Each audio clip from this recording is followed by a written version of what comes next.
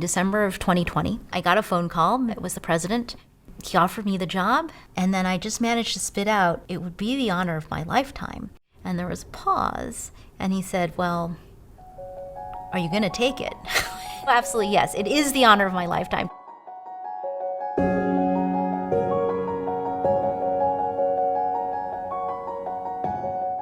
For my parents, given their upbringing, given their story as immigrants here to the United States, education has always been one of the highest priorities, one of the greatest gifts that they could give their children.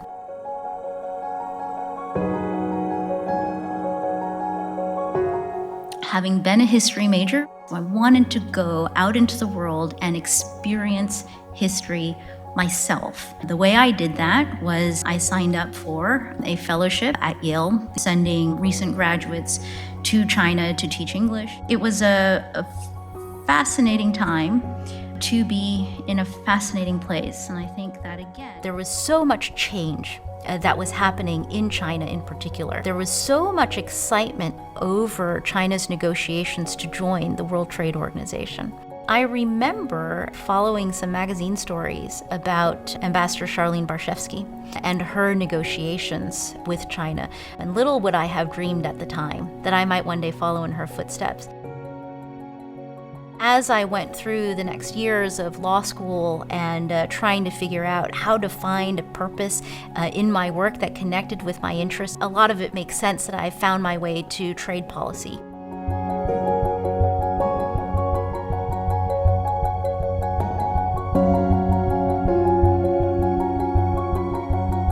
The moment I stepped into working for the government, I think what felt different for me was that there was a purpose that I felt to my work. And I do think that that sense of purpose, in part, comes from my parents, but I will connect it back to the Quaker values at Sidwell in terms of living a purpose-driven life and doing something with our lives in this world that will matter and make a positive difference.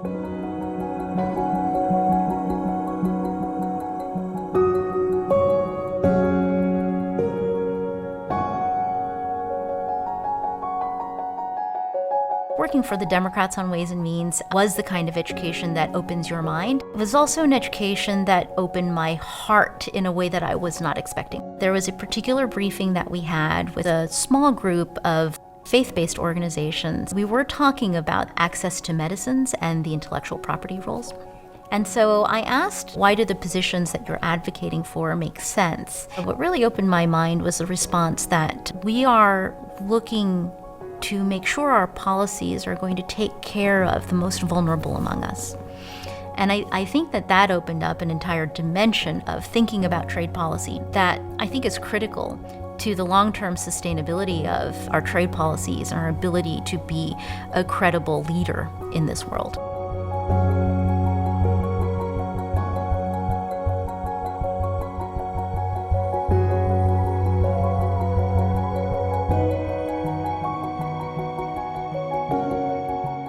When you get to the end of one of these grand negotiations, that's usually the point at which the lobbyists, the stakeholders start to strategize.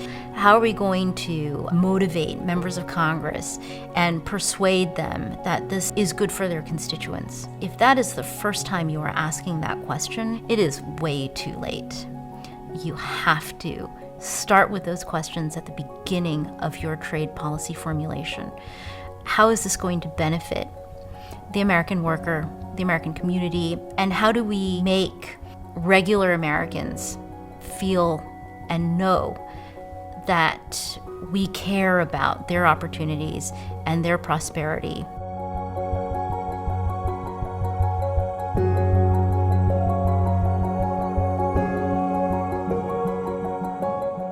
At the end of the day, I'm just Katherine Tai. I am still that person I always have been, and I always will be. I would be very, very pleased if I look back on these years and judged that we made a difference for the American people and the position of the American economy, and that we were able to make the world a little bit better of a place.